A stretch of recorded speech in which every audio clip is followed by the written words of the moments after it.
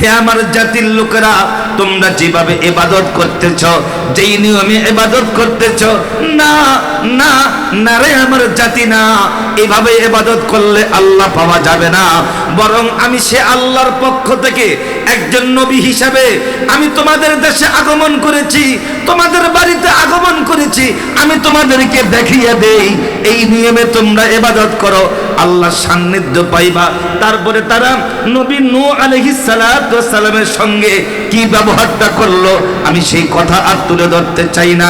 আসুন আমরা আরেকজন নবীর কাছে চলে যাই, নাম হযরত হুদ আলাইহিস সালাতু ওয়াস সালাম। তিনিও যাইয়া তার কওমের কাছে কি দাওয়াত দিলেন, আমরা আল্লাহর কোরআন থেকে হুদ নবীর দাওয়াতের কথা শুনে নেই। وإلى عاد أخاهم هودا قال يا قوم اعبدوا الله ما لكم من إله غيره। নবী হুদ আলাইহিস সালাতু ওয়াস সালাম তিনি তার কওমের কাছে যাইয়া বলতেছে, হে আমার কওম, হে আমার জাতি, তোমরা যা করতেছ এটা মানুষত্বের কাজ নয় রে, এত নোংরামি আদ জাতির লোকেরা করত। আমি সেই ইতিহাস তুলে ধরতে চাই না, তাদের সেই নোংরা চরিত্রের কথাগুলো উপস্থাপন করতে চাই না। আমি শুধু এটাই বলতে চাই, নবী হুদ আলাইহিস সালাতু ওয়াস সালাম তার কওমের কাছে যাইয়া এই কথাটাই বললেন, ক্বালা ইয়া কওমি ইবুদুল্লাহ মা লাকুম মিন ইলাহিন গায়রুহু। হে আমার জাতির লোকেরা, তোমরা ওই আল্লাহর দাসত্ব করো, ওই আল্লাহর হুকুম পালন করো যে আল্লাহ ছাড়া আসমানে কেউ নাই, যে আল্লাহ ছাড়া জমিনের মধ্যে কেউ নাই, যে আল্লাহ ছাড়া তার সমকক্ষ কেউ নাই। আয় আয় এদিকে আয়, সকলে মিলে ওই আল্লাহর দাসত্ব করে যে আল্লাহ ছাড়া আর কেউ নাই। এরপরে তারা হুদ নবীর সঙ্গে কি ব্যবহারটা করলো আমি আর সেই ইতিহাস টানতে চাই না। আসুন আমরা আরেকজন নবীর কাছে চলে যাই, নাম সালেহ আলাইহিস সালাতু ওয়াস সালাম। তিনিও তার কওমের কাছে যাইয়া কিভাবে দাওয়াত দিলেন, ওয়া ইলা সামুদ আখাহুম সালিহা ওয়া ইলা সামুদ আখাহুম সালিহা ক্বালা ইয়া কওমি ইবুদুল্লাহ মা লাকুম মিন ইলাহিন গায়রুহু। নবী সালেহ আলাইহিস সালাতু ওয়াস সালাম সামুদ বংশের কাছে যাইয়া, তাদের কওমের কাছে যাইয়া, তাদের বাড়িতে যাইয়া, তাদের গির্জায় যাইয়া, তাদের নেতার কাছে যাইয়া বলতেছে, ও আমার জাতি, ও সমাজের নেতা, তোমরা যেভাবে ইবাদত করতেছ, তোমরা সমাজের মধ্যে যা করতেছ এটা মানুষত্বের কাজ নয়। আয় আয় ওই আল্লাহর ইবাদত করো, ওই আল্লাহর দাসত্ব করো যে আল্লাহ ছাড়া আসমান জমিনের মধ্যে কেউ নাই। আমি সে আল্লাহর পক্ষ থেকে একজন নবী হিসাবে তোমাদের বাড়িতে, তোমাদের দেশে, তোমাদের কওমে, তোমাদের সামনে হাজির হলাম। আমি তোমাদেরকে শিখিয়ে দেই এই নিয়মে, এই সিস্টেমে, এই পদ্ধতিতে আল্লাহর দাসত্ব করো, তাহলে তোমরা আল্লাহর জান্নাতের পথ পাইয়া যাইবা। তারপরে তারা সালেহ নবীর সঙ্গে কি ব্যবহারটা করলো না আমি সেই কথা বলতে চাই না।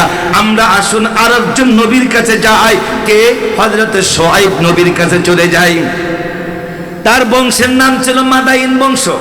আল্লাহ পাক তার কথা তুলে ধরলেন, ওয়া ইলা মাদিয়ানা আখাহুম শুআইবা ক্বালা ইয়া কওমি ইবুদুল্লাহ মা লাকুম মিন ইলাহিন গায়রুহু। নবী শুআয়ব আলাইহিস সালাতু ওয়াস সালাম মাদাইন বংশের কাছে যাইয়া, তাদের নেতার কাছে যাইয়া, তাদের কওমের কাছে যাইয়া, তাদের উপাসনায় যাইয়া তিনি বলতে বললেন, হে আমার ভাই, হে আমার জাতি, তোমরা যেভাবে ইবাদত করতেছ এইভাবে ইবাদত করলে আল্লাহ পাওয়া যাবে না। বরং আমি সে আল্লাহর পক্ষ থেকে একজন নবী হিসাবে তোমাদের দেশে আগমন করেছি। আমি তোমাদেরকে শিখিয়ে দেই এই তরিকায়, এই নিয়মে, এই পদ্ধতিতে, এই ক্যাটালগে, এই সিস্টেমে ইবাদত করলে আল্লাহ পাওয়া যাবে, জান্নাত পাওয়া যাবে, হেদায়েতের পথ পাওয়া যাবে। তারপরে তারা শুআয়ব নবীর সঙ্গে কি ব্যবহারটা করলো না রে ভাই না, আমি সেই ইতিহাস তুলে ধরতে চাই না।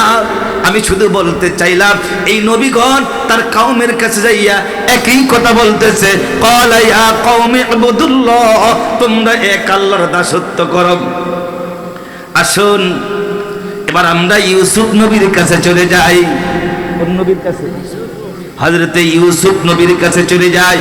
ইতিপূর্বে অন্যান্য নবীদের দাওয়াত শুনলেন, তার কওমের কাছে যাইয়া কত নরম ভাষায়, কত সুন্দর ভাষায়, কত নমনীয় ভাষায় তাদেরকে তার কওমের কাছে দাওয়াত দিচ্ছেন। কিন্তু ইউসুফ নবীর দাওয়াত অন্য নবীর দাওয়াতের মধ্যে ভিন্ন। কথা কিন্তু এক, কথার ভাষা ভিন্ন। এই শুনেন, কথা কিন্তু এক, ভাষা ভিন্ন।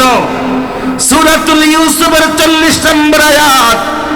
ভাইয়েরা যখন হিংসা করে কূপের মধ্যে পালিয়ে দিল, কূপ থেকে আল্লাহ মিশরের সিংহাসনের দিকে নিয়ে গেল, বাজারের মধ্যে গোলামি ছেড়ে বিক্রি হলো। জুলাইখা তারা কিনে নিল, জুলাইখা তার যৌবন তারাকে বিলিয়ে দিতে চাইল, ষড়যন্ত্র হইল। আজিম স্ত্রী তারা জেলখানার মধ্যে পাঠাইল। এবার জেলখানার মধ্যে পাঠাইবার পরে মিশরের মধ্যে দুর্ভিক্ষ দিল। আল্লাহকে দুর্ভিক্ষর হাত থেকে যদি বাঁচতে চাস, যদি খাইতে চাস, তাহলে আমার ইউসুফকে জেলখানা থেকে ছেড়ে দে। কয় ছাড়লে হবে না, আমার ইউসুফকে নেতৃত্বের চেয়ারের মধ্যে বসাইতে হবে। যেই কথা সেই কাজ। আজিজ মিস্ত্রি রিটায়ার্ড হয়ে গেল, অফিসে চলে গেল। নবী ইউসুফকে মিশরের নেতৃত্বের চেয়ারের মধ্যে বসিয়ে দেওয়া হলো। এবার ইউসুফ পয়গম্বর নেতৃত্বের চেয়ারের মধ্যে বৈশা এবার মিশরের মানুষদেরকে নানান প্রকার খাবার কৌশল দেওয়ার পরে এবার এক পর্যায়ে এবার মিশরের রাজত্ব পাওয়ার পরে হযরত ইউসুফ নবী এবার নবী হলেন। রাজত্ব পাওয়ার পরে কি হইলেন? এখন নবী হইছেন। এখন ওহী আসতেছে। ওহী আসবার পরে এবার দাওয়াতি কাজ চালু করবেন। নবী ইউসুফ পয়গম্বর মিশরের রাজপ্রাসাদের মধ্যে বৈশা এবার নবী হইয়া তার জাতিদেরকে, কওমদেরকে, সম্প্রদায়কে, মিশরের মানুষদেরকে দাওয়াত দিচ্ছেন। দেখেন অন্য নবীদের দাওয়াত আর ইউসুফ নবীর দাওয়াতের ধরন ভিন্ন। এবার মিশরের বাদশা নবী ইউসুফ, এবার মিশরের বাদশা, এবার মিশরের সম্রাট নবী ইউসুফ দাওয়াত দিচ্ছেন। কি দাওয়াত? এবার তিনি ডিক্লেয়ার দিলেন, ইনিল হুকমু ইল্লাল্লাহ। আল্লাহু আকবার বলো। এবার ইউসুফ নবী কয়, ইনিল হুকমু ইল্লাল্লাহ, আমারা আল্লাহ তা'বুদু ইল্লা ইয়্যাহু, যালিকাদ দীনুল কাইয়্যিম। এই মিশরের জনগণ শোনো, আমি মিশরের রাজপ্রাসাদ থেকে বলছি, আজ থেকে ডিক্লেয়ার দিয়ে দিলাম, এই জমিন যার, এই আসমান যার, এই রাত্র যার, এই দিন যার, আমরা যার, এই মিশরের মধ্যে হুকুম চলবে তার। কে বলতেছেন? ইউসুফ নবী। ইউসুফ নবী ইতিপূর্বে নবীদের দাওয়াত শুনছেন। শোয়েব নবীর দাওয়াত, সালেহ নবীর দাওয়াত, হযরতে হুদ নবীর দাওয়াত, হযরতে নূহ নবীর দাওয়াত, আসতেছে আর অন্যান্য নবীদের দাওয়াত। এক এক নবী এক এক রকম ভাবে তার কওমের কাছে একটাই বলেছে, আয় আল্লাহর দাসত্ব করো, ওই আল্লাহর আনুগত্য করো যে আল্লাহ ছাড়া আসমান জমিনে কেউ নাই। আর ইউসুফ নবী ক্ষমতার মধ্যে বসে, মসনদে বসে, রাজত্ব দিয়ে বলতে চাই, আমার জাতির লোকেরা যদি খাইতে চাস, যদি রিলিফ নিতে চাস, ইনিল হুকমু ইল্লাল্লাহ, আমারা আল্লাহ তা'বুদু ইল্লা ইয়্যাহু।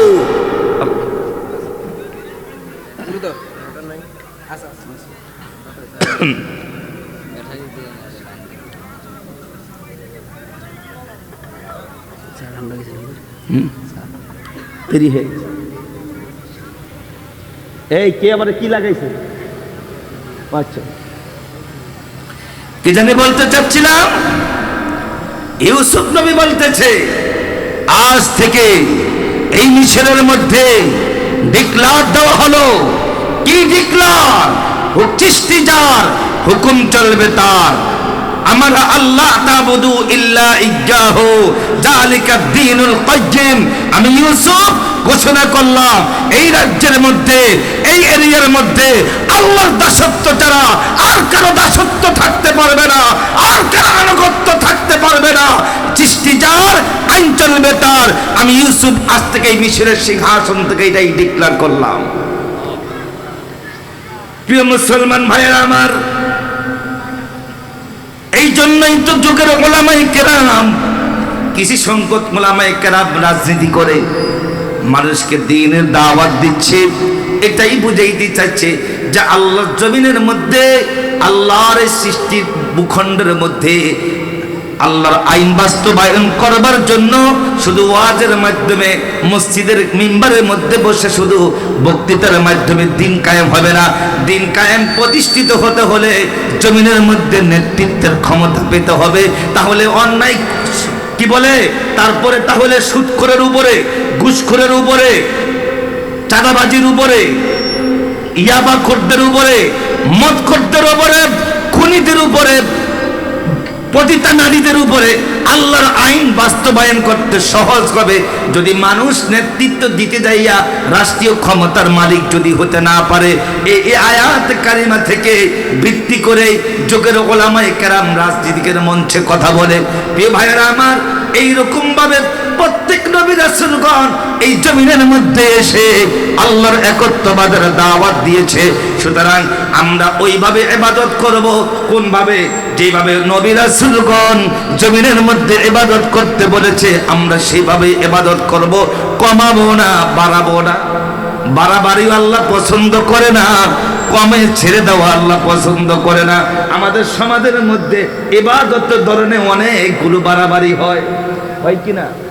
অনেক বাড়াবাড়ি হয়। এই অতিরঞ্জিত বাড়াবাড়ি থেকে আল্লাহ আমাদেরকে হেফাজত করুক, বলুন আমিন। নবীজি বলছেন